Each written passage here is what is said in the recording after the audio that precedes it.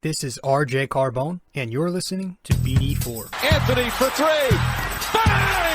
That one goes down. This one by Mattingly. Oh, hang on to the RJ Barrett does it again from downtown. He is just tearing the Orioles apart. It's good. Randall gets the bounce, and he ties the game. Houston ducks under. Got it! With 8 10 left. Up and ran. Slam the other way for Aaron Judge. Penetrates, creates, and showing some dexterity as well with the left hand. Yankees win. The Yankees win.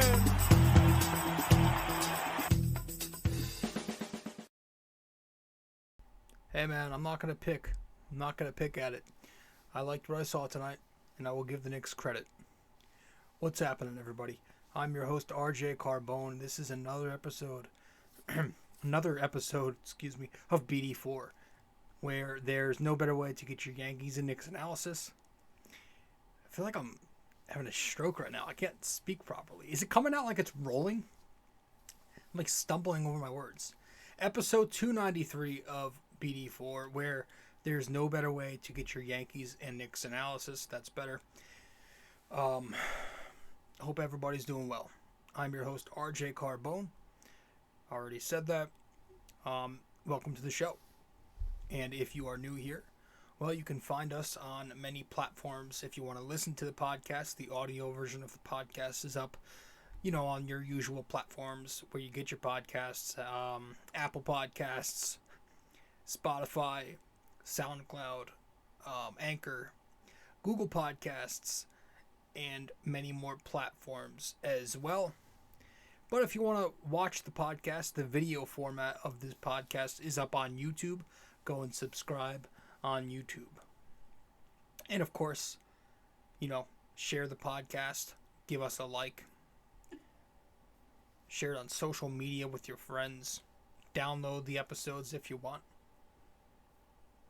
Get us out there. So we're changing it up. Usually we like to do the 2-game recaps every 2 games, but I just finished up class, so I'm done for the semester. I'm gonna have some time, and I think we're gonna stick with this regardless. We're gonna do every game. We're gonna try to recap every game. Will there be some times where I may not have the time to recap every game? Yeah, maybe. Maybe for the back-to-backs, I'll save those and just do those in one. But for the most part, we're going to try to do gamely podcasts for this. So I want to talk about this, obviously this Houston game tonight. Now, yes, let's get this out of the way because I'm sure I'll mention it again and again. But I'll try to keep it as limited as I can. This was the Houston Rockets. They are a very, very bad basketball team. They're young. They're rebuilding. I get it. All right, so keep that in mind. All right. But if you're the Knicks, you take what you can get at this point, and you're hoping that this is one that you can build upon. Fortunately for New York, they do have a very soft schedule coming up, so they're done with that schedule from hell that we were all talking about a month ago. Did not go well, and we're hoping that they can rebound here. These next 3 games, they've got some pretty weak opponents. Boston is around 500. They've got Detroit, who only has about 4 wins, I want to say, on the season. And there's one more bottom feeder I'm forgetting. Washington, who's actually more middle. They're more 500 teams. So, beatable teams.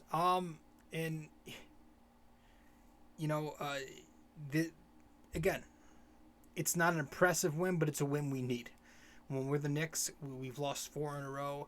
15 of our last 22 heading into tonight. It's one you take and you run with, right? So I like it. I'm satisfied. And I'm hoping we can build upon this win. So episode 293 of BD4, guys. I'm your host, RJ Carbone. And guys, I also write recaps of these Knicks games. Now, I used to have a blog that I wrote in. I don't write in that blog. It's my opinion anymore. I have moved to ultimatesportsnetworks.com. And if you go to ultimatesportsnetworks.com and search the Bomber Bacher blog, you can find my blog, and you can also subscribe to my blog on there for a discount $7.99 a month if you use code 6A2841ERJC.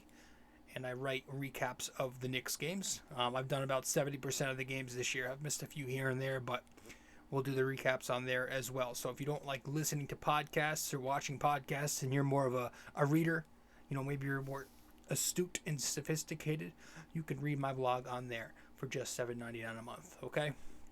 I need to make my money too, because Lord knows I don't get paid shit for this. But I enjoy it. So let's head to our first break, guys. When we get back, we'll start talking about this Knicks-Rockets victory, or this Knicks-Rockets game that resulted in a Knicks victory. Be right back.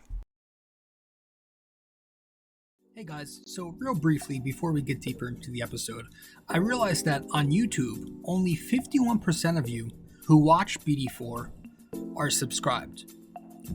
So we should try and change that to make my channel grow, to get the podcast even bigger.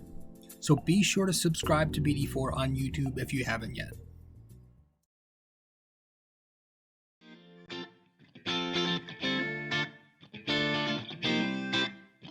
So if you guys want to follow me on social media, be sure to do so right now. I'm on Facebook at rjcarbone, and I'm also on Instagram at rjcarbone. Once again, if you want to find me on Facebook, that is rjcarbone. Instagram at robjcarbone.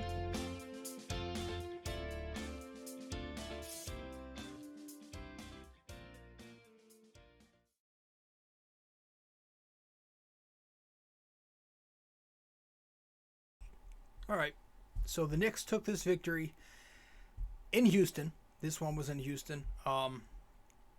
So we keep winning on the road.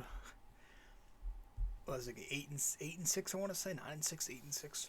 But they finally snap out of it. Regardless, the Knicks finally snap out of it here, and they pick up a 116-103 victory. So great offense, good defense. It was good to see. But again, not the win that really excited me tonight.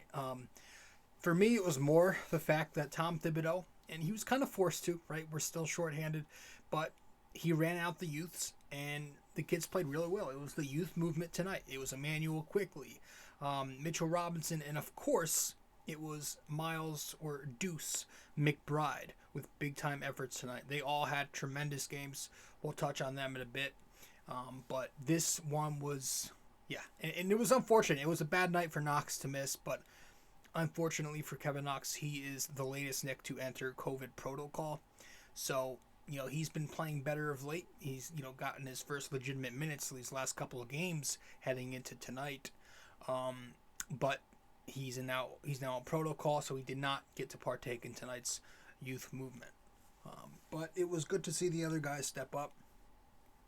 And, again, some great efforts from McBride, Robinson, Quickley. First quarter of this game, we see some signs of life early from Evan Fournier. Fournier was being aggressive out of the gate for a change. He wasn't hesitating. That's a big difference. So maybe there's an indicator there. I don't know anymore with him. But he was shooting well. He was doing good creating off the dribble. And even Julius Randle had a nice start to this game too. He hit 3 of his first 5 3-pointers in the first half. But Fournier gets 11 points in that first quarter. The Knicks go 7 of 11, I believe, from downtown in the first term, and they score 39 points total. The problem with the Knicks in that first quarter was their defense, and that was kind of the theme of the night. Despite holding Houston to 103, the theme of the night was kind of a microcosm of the Knicks season, where their defense was just not consistent. Some quarters it looked good, other quarters it looked pretty bad.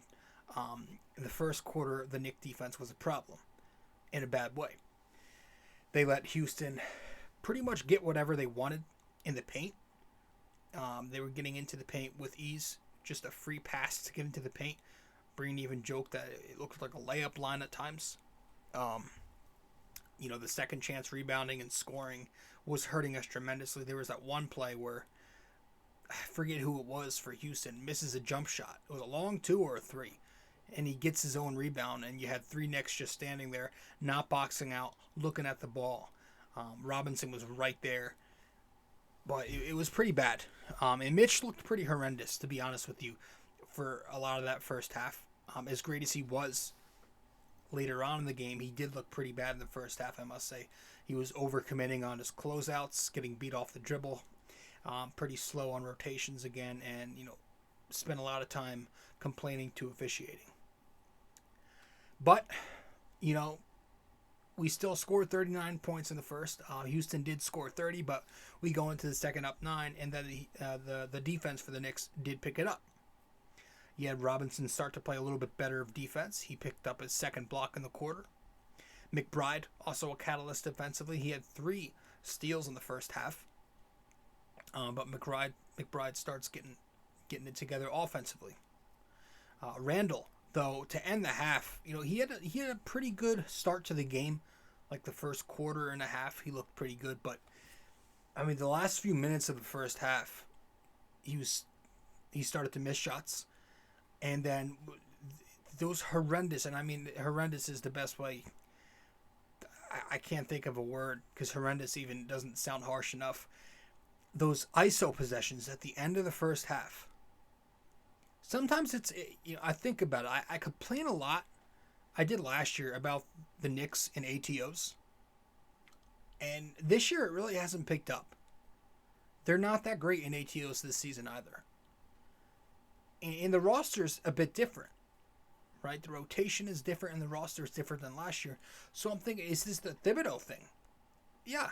I talk all the time about how this offense his offense isn't much. It's very basic, generic dribble handoffs and some elbow isolations. And, we have a timeout play, and Randall, it just results in a terrible ISO Randall possession where he does not pass the ball, complete tunnel vision, chucks up a brick. And a possession or 2 later, he does the same thing to end the half. 2 horrendous ISO possessions by Randall. But I'm thinking sometimes these half-court sets we have out of timeouts, is it just that we look at the first option and it's not there, so we just go right to Julius?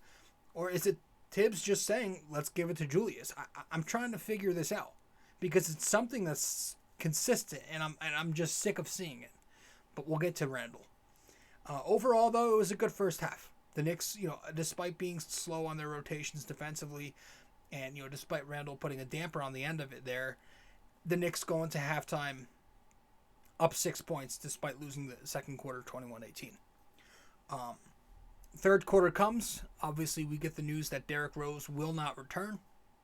So filling in at starting point guard, you get Deuce McBride, who played the entire second half, by the way.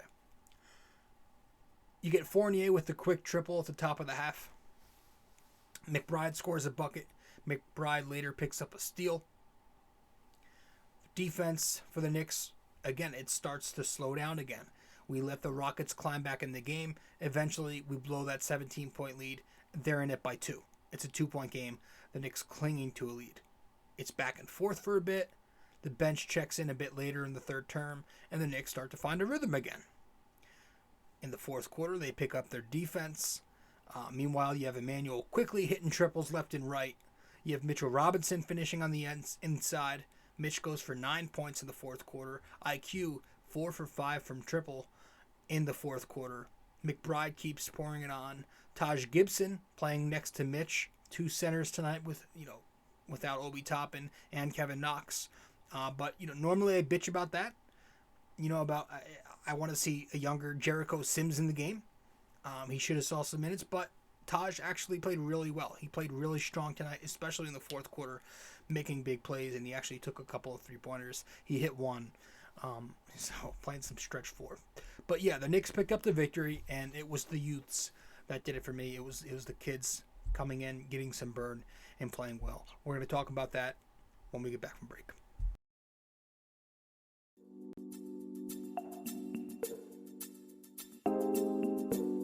So BD4 is on so many platforms to listen to. You can listen to us on Apple Podcasts, Google Podcasts, SoundCloud, You can listen to us on Spotify. You can find us on our sponsor, Anchor, and many other listening platforms as well, wherever you get your podcast. But we are also available to watch on YouTube. So if you want to watch us on YouTube, go subscribe there. But if you prefer to listen to us, again, many listening platforms. Just be sure to subscribe, download, give us a rating, a review, comment, share the podcast, and all that fun stuff. This is BD4, where there's no better way to get your Yankees and Knicks analysis.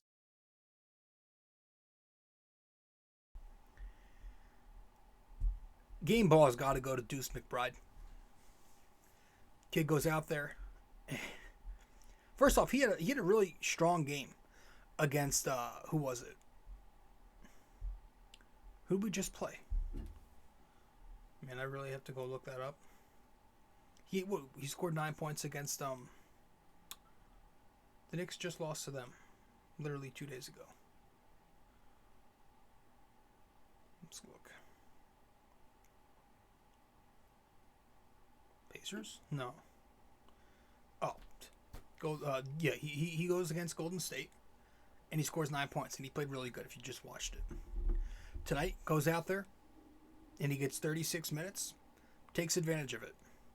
He scores 15 points, goes 6 for 11 from the field, 2 for 5 from 3, and 3 for 4 from the free throw line. 9 assists versus 0 turnovers. That's the one I love. Playing point guard tonight, 9 assists, 0 turnovers. And he also had 4 steals. And his defense was very impressive. It goes beyond the numbers. Excuse me. He was putting pressure on the ball all night long in full court. Playing the passing lanes very aggressively. And he was just up in the opposing ball handler's grill.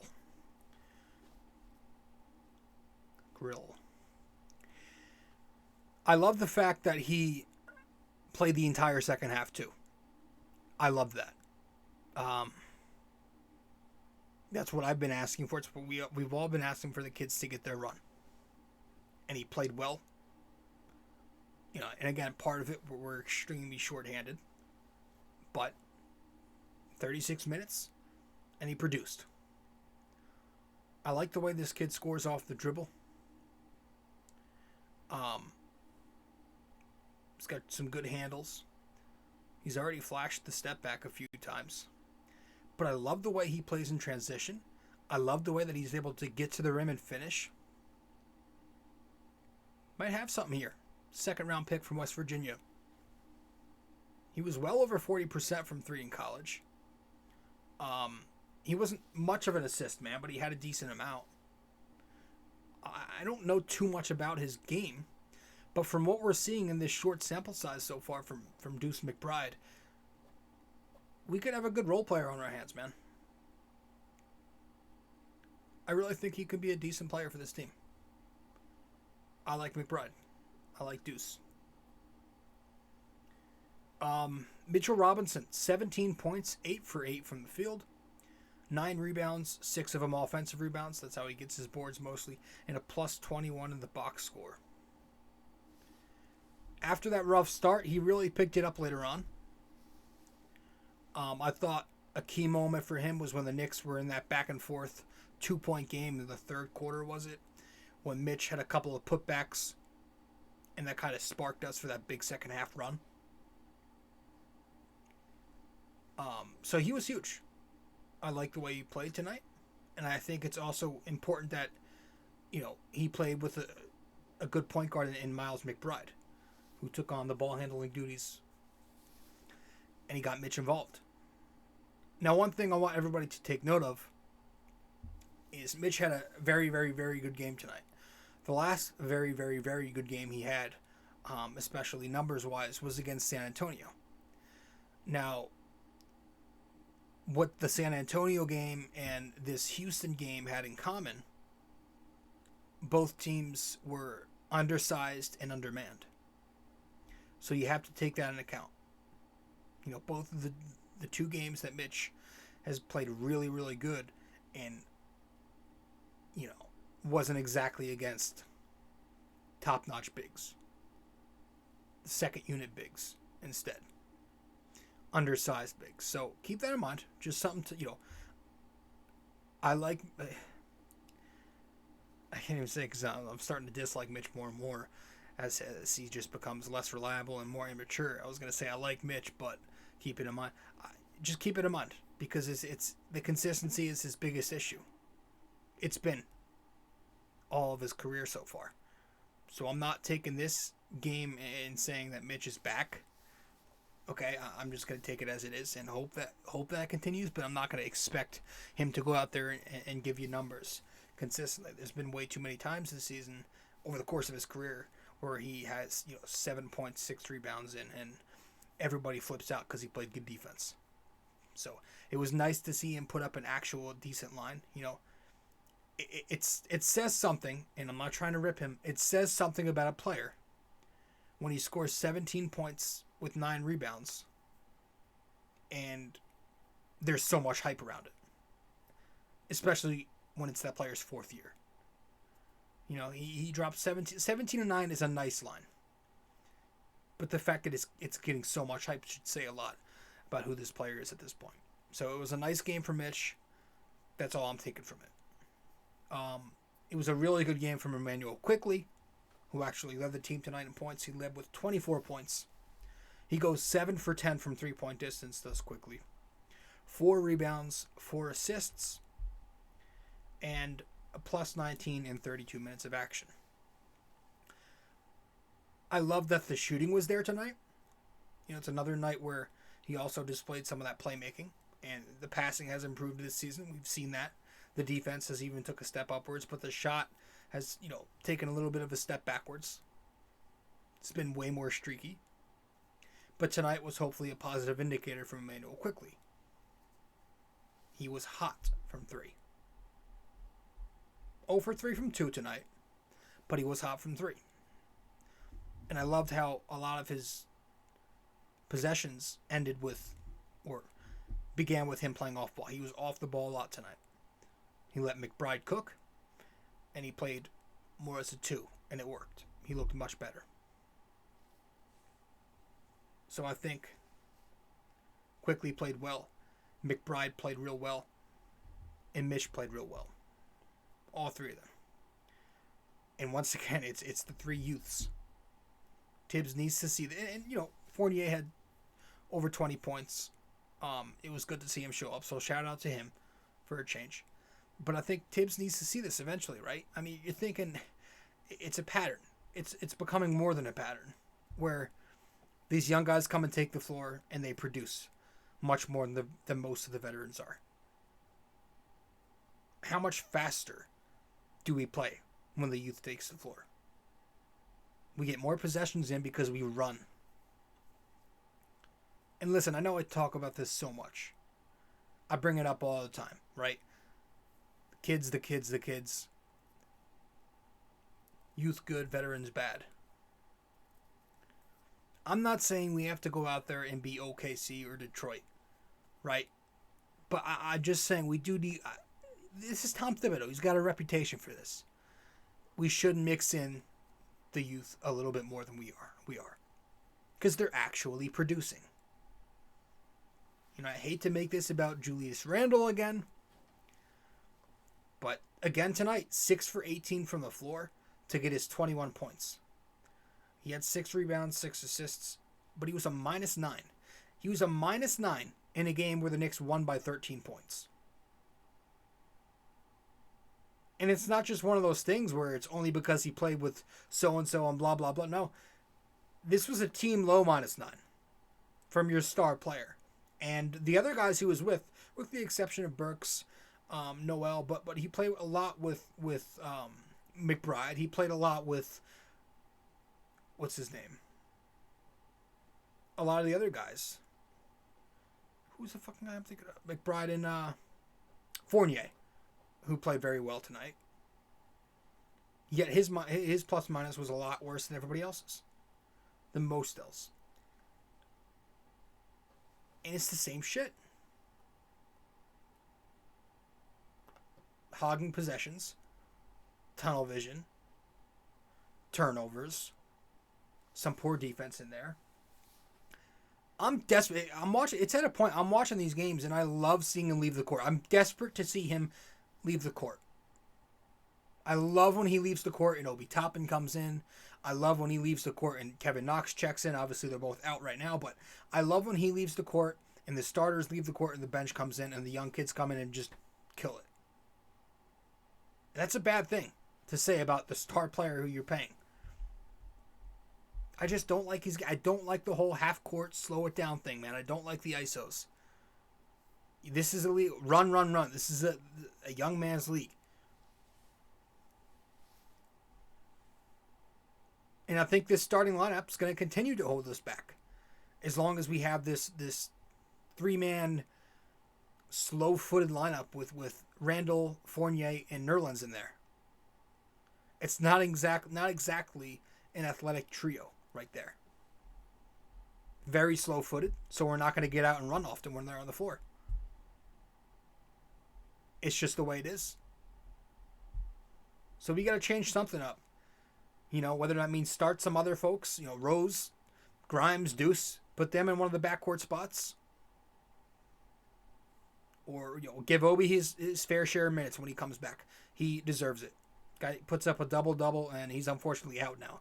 But, I mean, he's been killing it all season. He's got the best plus-minus on the team versus Randall's worst plus-minus on the team. It says a whole lot right there. I'm just desperate to get him off the court. That's a really bad thing. And again, I hate to make this about Julius. But unfortunately, as a star player, he's not exactly doing his thing this season. It's been a rough go for Randall. But it was a good win. It was good to see the 3 kids play really, really good. Hopefully, I'm really eager to see what McBride and Grimes play like alongside RJ Barrett and Obi Toppin.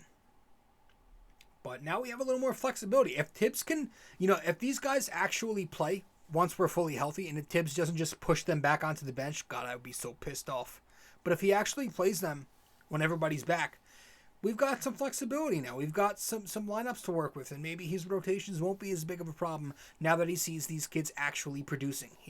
There's no way, with how they're playing right now, that they can just go back right onto the bench and not play, or get sent back to Westchester or whatever. There's no way. And if that happens, I am on my last leg here with Thibodeau as it is right now. So if that happens, I'm, you know, yeah.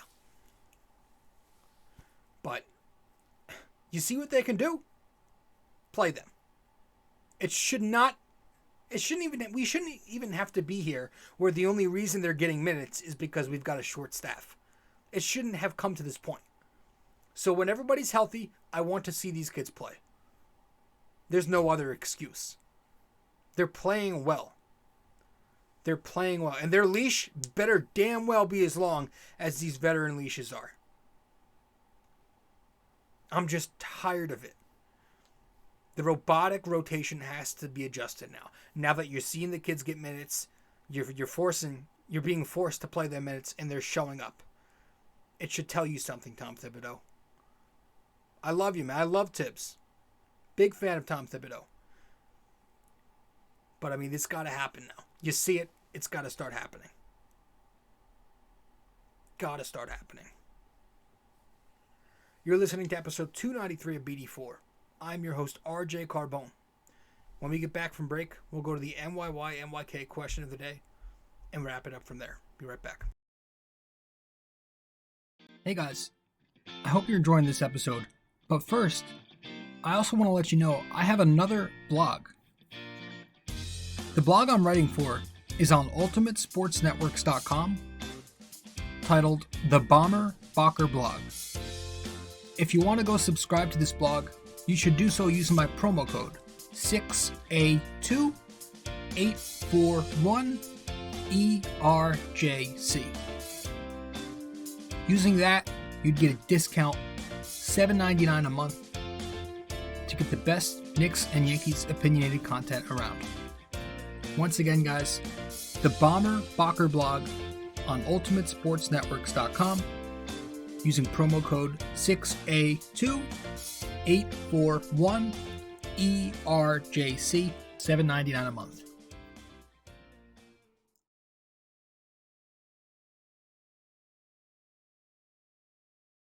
A custom wall tapestry is a surefire way to uplift any room's aesthetics with a personal touch.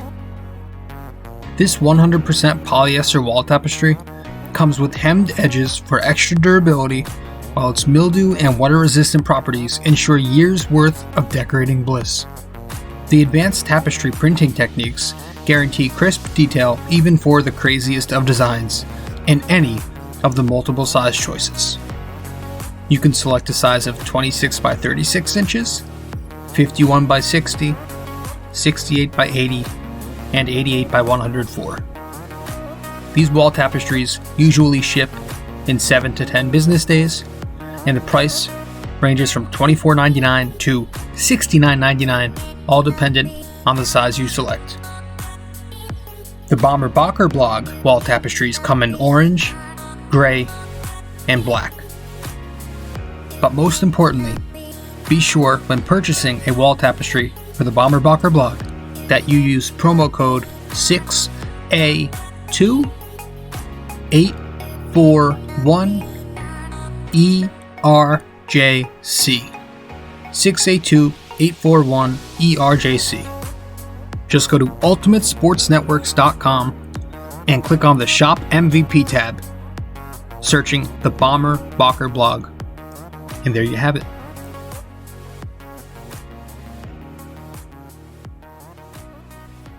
All right. So last time out, guys, our NYY-NYK question of the day for 292 was to name the 4 teams the Knicks faced in their 1998-99 playoff run in order.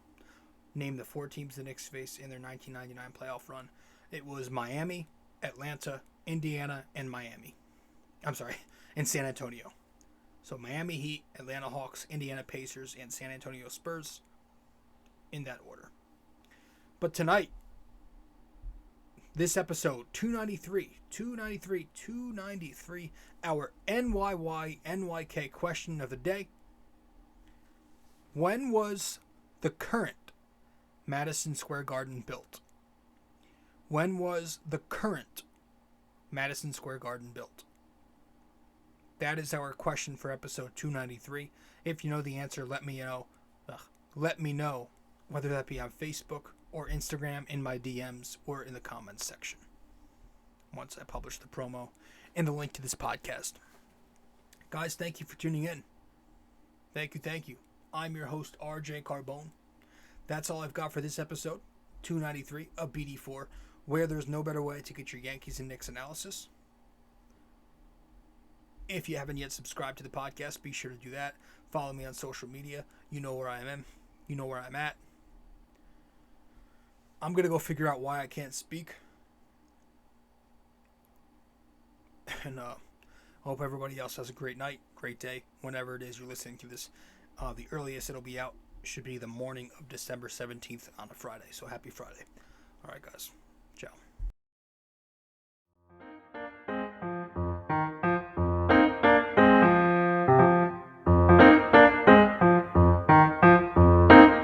This podcast is brought to you by Anchor. It's the best way to make a podcast. Download the Anchor app or go to anchor.fm.